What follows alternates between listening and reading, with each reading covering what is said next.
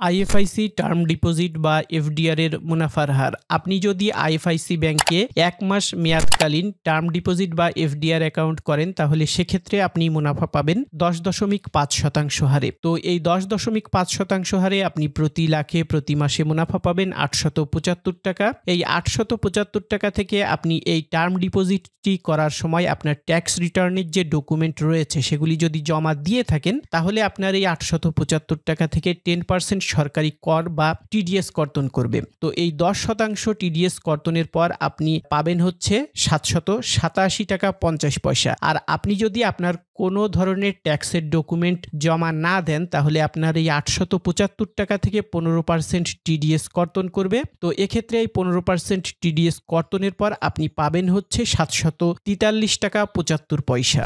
আপনি যদি ৩ মাস মেয়াদকালীন term deposit বা এফডিআর করেন তাহলে সেক্ষেত্রেও আপনি মুনাফা পাবেন ১০.৫% হারে। তো এই ১০.৫% হারে প্রতি লাখে প্রতি ৩ মাস পর পর আপনি পাবেন হচ্ছে ২৬২৫ টাকা। এই ২৬২৫ টাকা থেকেও পূর্বের ন্যায় আপনি যদি কোনো ধরনের ট্যাক্স রিটার্নের ডকুমেন্ট সাবমিট করেন তাহলে আপনার এই ২৬২৫ টাকা থেকে 10% টিডিএস কর্তনের পর আপনি পাবেন হচ্ছে ২৩৬২ টাকা ৫০ পয়সা। আর আপনি যদি কোনো ধরনের ট্যাক্সের ডকুমেন্ট জমা না দেন তাহলে সেক্ষেত্রে অ্যাজ ইউজুয়াল ১৫% টিডিএস কর্তনের পর আপনি পাবেন হচ্ছে ২২৩১ টাকা ২৫ পয়সা।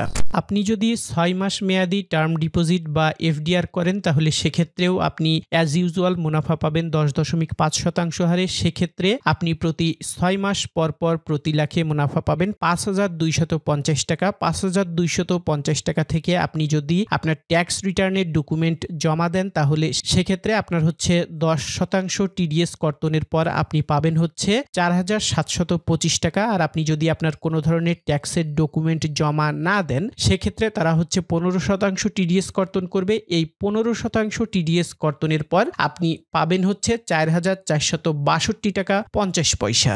তো এভাবে বন্ধুরা আপনারা আইএফআইসি ব্যাংকে সর্বোচ্চ ১ বছর, ২ বছর, ৩ বছর, ৪ বছর এবং ৫ বছর মেয়াদি টার্ম ডিপোজিট বা এফডিআর অ্যাকাউন্ট আপনারা করতে পারবেন। সব ক্ষেত্রেই বন্ধুরা মুনাফার হার হচ্ছে ১০.৫%। তো আপনারা হচ্ছে কোন মেয়াদকালে প্রতি লাখে কত টাকা মুনাফা পাবেন সেটিও আমরা এখানটাতে কিন্তু বিস্তারিত দিয়ে দিয়েছি। পাশাপাশি বন্ধুরা আপনারা হচ্ছে ১০% টিডিএস কর্তনের পর কত টাকা মুনাফা পাবেন, ১৫% টিডিএস কর্তনের পর কত টাকা মুনাফা পাবেন ইত্যাদি সকল ইনফরমেশনগুলি কিন্তু আমরা এখানটাতে ক্যালকুলেশন করে দিয়ে দিয়েছি। আপনারা কিন্তু জাস্ট এটা দেখলেই বুঝতে পারবেন। আইএফআইসি ব্যাংকের টার্ম ডিপোজিট স্কিম বা এফডিআর সম্পর্কিত গুরুত্বপূর্ণ কিছু বিষয়। সর্বনিম্ন ৫০,০০০ টাকার এই টার্ম ডিপোজিট স্কিম করা যাবে এবং সর্বোচ্চ যে কোনো পরিমাণ টাকার এই স্কিম করা যাবে। ১ মাসের আগে যে কোনো স্কিম নগদায়ন করলে আপনি কোনো মুনাফা পাবেন না। আর ১ মাস পর যদি আপনি কোনো স্কিম নগদায়ন করেন তাহলে সেক্ষেত্রে আপনি যে সেভিংস অ্যাকাউন্টের এগেইনস্টে আপনার এফডিআরটি করেছেন সেই সেভিংস অ্যাকাউন্টের যে প্রফিট রেট রয়েছে সেটি আপনি পাবেন। ১০ লক্ষ টাকার বেশি এই ডিপোজিট স্কিম করলে আপনাকে কিন্তু অবশ্যই ট্যাক্স রিটার্ন জমা দিতে হবে।